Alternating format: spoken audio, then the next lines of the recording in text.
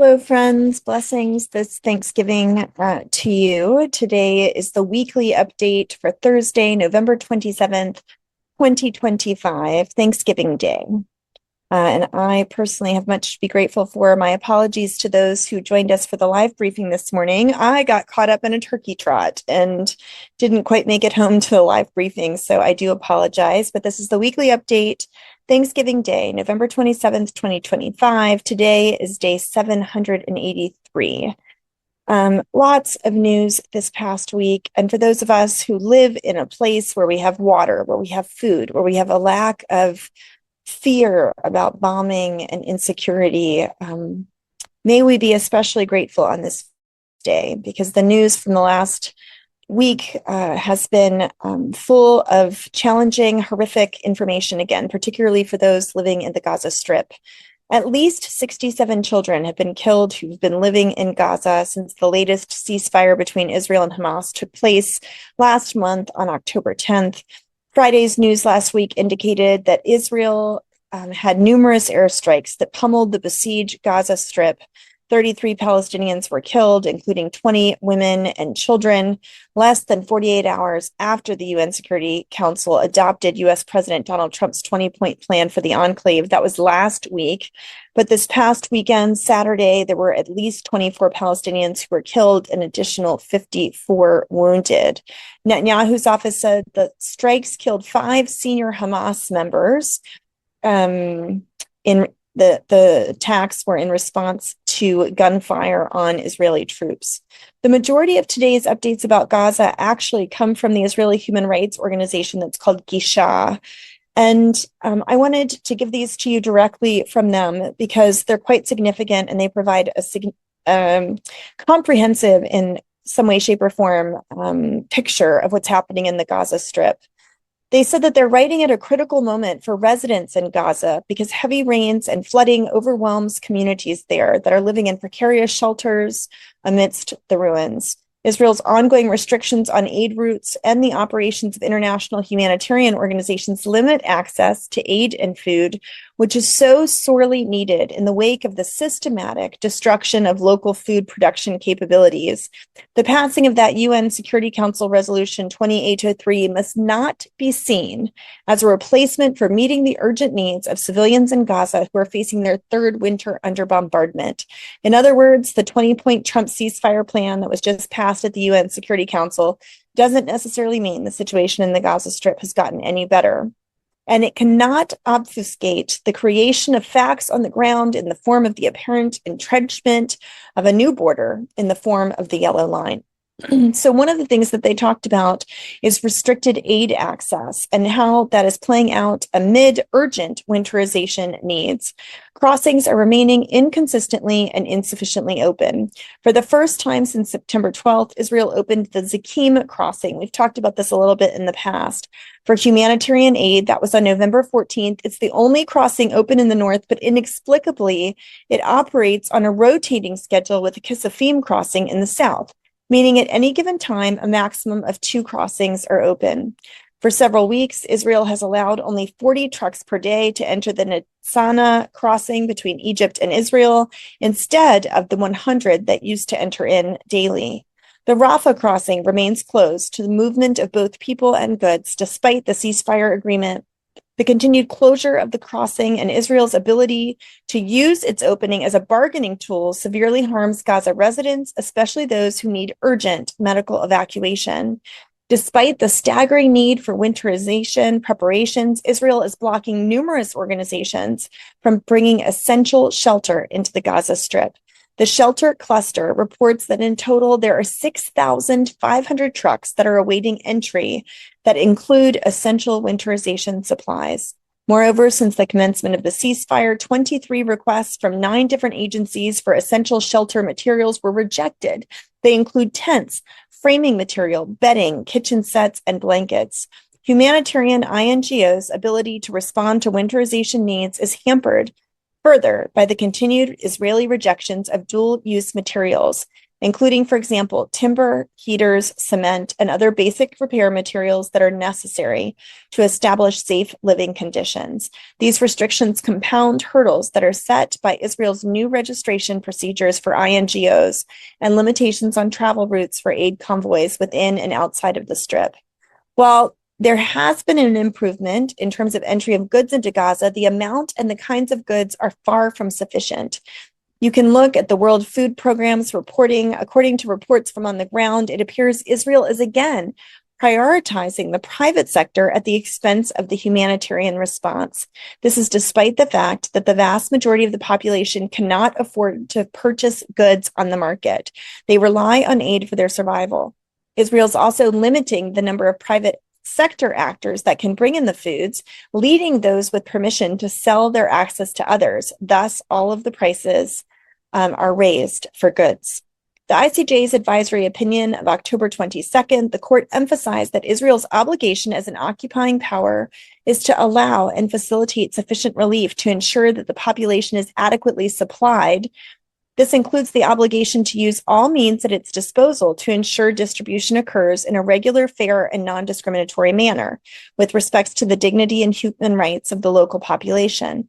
Furthermore, the court observed that Israel is prohibited from restricting the presence and activities of the UN, other international organizations, and third states to the degree that creates or contributes to conditions of life that would force the population to leave, which is what we're seeing happen. The World Health Organization, in terms of medical evacuations, estimates that 16,500 patients are in need of evacuation, but Israel is completely blocking access of Gaza residents to hospitals in the West Bank, East Jerusalem, and Israel.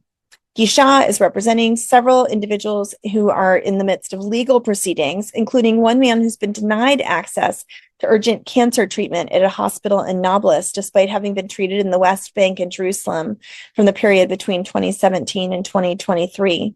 There's numerous other details about the challenges of the lack of medical facilities. It should be noted that Israeli policy of denying medical evacuations from Gaza to the West Bank and East Jerusalem is a part of their policy of segregation, separation, that denies the freedom of movement within the cohesion of the occupied Palestinian territories.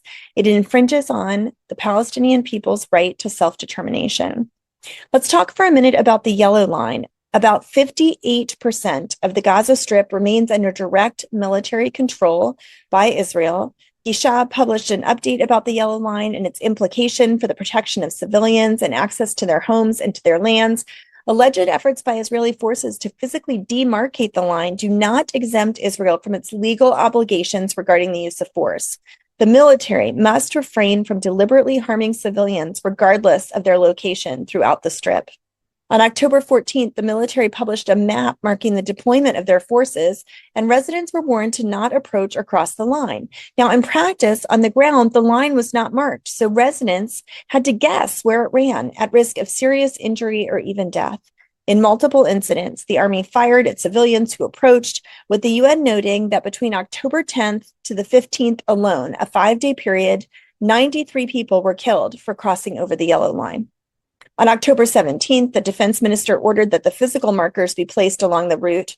Forensic architecture identified 27 such markers, which were all placed inside of the line, encroaching up to 940 meters further into Gaza. Aid organizations report that their ability to access locations and resources belonging to humanitarian systems located on the yellow line still remains limited.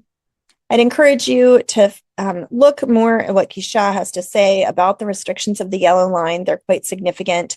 There are also legal developments that have been progressing in Israeli courts that have been blocking access to justice.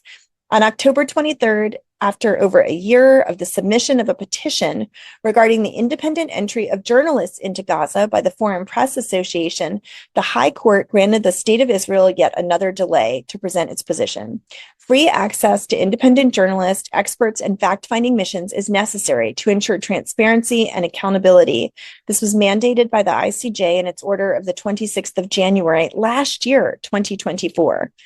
On October 29th, an expanded panel of High Court justices convened to hear The petition from Gisha with other human rights organizations like ACRI, PHRI, and Hamoked regarding reinstituting access of the International Committee of the Red Cross to Palestinian prisoners that are held in Israeli custody.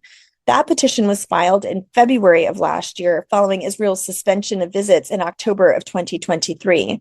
In its advisory opinion of October 22, the ICJ emphasized Israel is required to fulfill its obligations to respect the rights of protected persons from the OPT who are detained by the State of Israel, and they should be allowed to be visited by the International Committee of the Red Cross. As of yet, that's not been allowed once again. In January, Gisha joined a petition with Adalah challenging the legality of Israel's October 2024 legislation that was limiting the activities of UNRWA, the UN Refugee Agency. That case is still ongoing, and it's been bolstered by the October 22 decision of the ICJ, where the court noted that Israel is not entitled to exercise sovereign powers over any part of the OPT, as it does in its laws of October 2024, unilaterally terminating its cooperation with UNRWA. There's a new report that Gisha published on Israel's systematic destruction of food manufacturing, that sector, particularly in the Gaza Strip, that there has been intentional destruction of fishing and agriculture, both sectors. Together, there are numerous reports that demonstrate the manner in which Israel is systematically decimating food production capabilities in the Gaza Strip. And this has exacerbated the humanitarian catastrophe in Gaza and solidified the population's total dependence on external aid, which means it's so much more important that all of the trucks that are waiting be allowed in and that there be unlimited access to humanitarian assistance, food, and nutrition. The new report demonstrates how before the war, there were some 130 enterprises operating in the food and beverage sectors. There were hundreds of bakeries, restaurants, and food producers. Gaza's large factories located in the industrial estate included Coca-Cola, a bottling plant, but they were all destroyed, and they now lie in the area east of the Yellow Line, where Israel is flattening buildings that remain standing. To alleviate the crisis in the short term, Israel must allow aid and other goods to enter at scale, unhindered, including inputs to rehabilitation, local production. It must allow safe access to farmland and to the sea for fishing. In the medium and long term, it must facilitate full rehabilitation, reconstruction, and the development of the Strip's civilian infrastructure, including water, wastewater infrastructure, greenhouses, wells, irrigation systems, as well as factories, including by providing financial reparations and fulfilling its obligations to allow access to freedom and movement. One of the things that was reported this last week by the BBC was that anti-Hamas armed groups are seeking to be a part of the future Gaza peace plan. These are the several groups that have been supported and aided and abetted by the state of Israel. Netanyahu has not denied it. One Gaza City resident said these groups that cooperate with the occupation in Israel are the worst thing that the war has produced. Joining them is not only dangerous, it's great betrayal. The decision to back the enemies of their enemies in Gaza for Israel. One former head of Palestinian affairs for Israel's military intelligence says that Israel has not learned lessons from history. This is the same risk that the U.S. took when in Afghanistan 30 years ago. They supported the Taliban against the Soviets, and then the Taliban took weapons that they got from the Americans and used them against the Americans. He said Israel is now relying on groups with dubious pasts in the hope that they will provide a political, social, and ideological alternative to Hamas. There will be a moment when they will turn their rifles, the rifles that they got from Israel, that they will turn them against the Israeli Defense Forces, he said. Hamas on Tuesday handed over the body of a deceased Israeli hostage to Israel after forensic testing. It was identified as the body of Dror Or. The bodies of two hostages still remain in the Gaza Strip. In the occupied West Bank, there still have been numerous attacks by violent Israeli settlers. Settlers this past week torched farmland between Palestinian Atara and Berzeit, north of Ramallah. This is a demonstration of settler violence and land grabs within the region. Netanyahu met with top security officials to discuss the surge in Israeli settler violence in the OPT. That happened late last week. The officials said that the proposals floated at the meeting included getting violent settlers to attend educational programs, adding that there would be a follow-up meeting. The UN Humanitarian Office documented 29 attacks by settlers in the West Bank just in the 1 week period between November 18th and November November 11th and November 18th, adding that the attacks caused 11 injuries, damage to 10 homes, 2 mosques, and over 20 vehicles, as well as damage to crops, livestock, and roughly 1,000 trees. There was increased violence in the south of Lebanon this past week. The Israeli army killed Hezbollah's chief of staff, Haitham Tabtabai, in an airstrike in Beirut's southern suburbs. The strike also killed 5 people, wounding 25 others. Hezbollah's leadership is studying the matter of how they will respond and will take an appropriate decision, so said the deputy chair of Hezbollah's political council, Mahmoud Hamati. The UN Human Rights Office said that 127 civilians have been killed in IDF strikes in Lebanon since the ceasefire between Hezbollah and Israel nearly a year ago. A few updates from the United States. Marjorie Taylor Greene, the Republican from Georgia, announced that she's resigning from Congress on January 5th. She did not give advance notice to any of the Republicans in House leadership. Trump and the Saudi Crown Prince Mohammed bin Salman, MBS, had a meeting last week that it grew tense when the two of them began discussing whether or not Saudi Arabia might join the Abraham Accords. The sources said MBS explained to Trump that he wanted to move forward with normalization with Israel, but he could not do so because Saudi public opinion is highly anti-Israel. He said that Saudi society is not ready for such a move. One source said the conversation between the two leaders was civil but tough. Vice President Vance has found himself in an increasingly uncomfortable position as allies within the Trump movement have expressed significant concerns about his relationship with Palantir Technologies. That's a data analytics company that was co-founded by billionaire Peter Thiel, who became an unexpected source of friction among conservatives who once championed Vance's rise to national prominence. Palantir Technologies has a strategic partnership with Israel's Ministry of Defense and provides the military with advanced data analytics and AI-driven targeting systems that are reportedly used in the war in Gaza. This involvement has drawn significant criticism and protests from human rights organizations and activists, alleging that the company is complicit in the genocide in Gaza. Trump signed an executive order that begins the process of designating certain chapters of the Muslim Brotherhood as foreign terrorist organizations and specially designated global terrorists. New York Mayor-elect Zohran Mamdani met with President Donald Trump at the White House, and he reiterated his highly scrutinized position that U.S. taxpayer funds should not be used to aid Israeli violations of human rights. Mamdani said, "I've spoken about the Israeli government committing genocide and our government funding it." If you have not watched the video of our Let Children Live vigil from November 20th, please do so. That was on World Children's Day. It was a very beautiful, profound time of prayer and reflection, lifting up the more than 2 million Palestinian children in the occupied Palestinian territories. I'd encourage you to watch that on our YouTube channel. And I wanted to give you an update from the Christian community in Beit Sahor. This is a letter and request of the mayor. Beit Sahor is one of the villages just outside of Bethlehem. Bethlehem has three primary villages, Beit Jala, Bethlehem, and Beit Sahor. The area of Beit Sahor is about 6,000 dunoms and more than 15,000 residents, and its strategic location serves as a nexus connecting the north and the southern governments. But it faces the imminent threat of an illegal settlement being built that's establishing its borders behind Ashgarab, and it will have severe consequences. The settlement is not simply a construction process, it's an act of dispossession. It's being built directly on Palestinian land and homes and backyards, stealing the soil from beneath peaceful families who've lived there for generations. First, it will cut off Beit Sahor from the eastern border, dividing the community into 2 areas separated by illegal and violent settlers. Second, it will allow for increased attacks on the residents of Beit Sahor and the invasions of their homes. It will bring fear, unrest, pain, and conflict. Historically, Ashgarab has been the open public social space for all individuals and families to gather for private or public events. It's the place where the residents of Beit Sahor go for recreational activities, including a public park, a children's playground, a football field, a theater, an indoor hall. Ashgarab sits on land categorized as Area C, meaning its security and civil administration is run by the Israeli government. Overlooked by an Israeli outpost, Ashgarab is one of the major landmarks of Beit Sahor. The building of an illegal settlement right behind Ashgarab will disrupt the entire community, starting with the displacement of people living on the land, preceded by constant fear of settler attacks towards the residents of Beit Sahor, ultimately pushing citizens to migration. The above appeal came from the mayor of Beit Sahur regarding the alarming steps being taken to establish this new settlement. The plan threatens not only the land, but the people and the future of Christian presence in the Bethlehem area.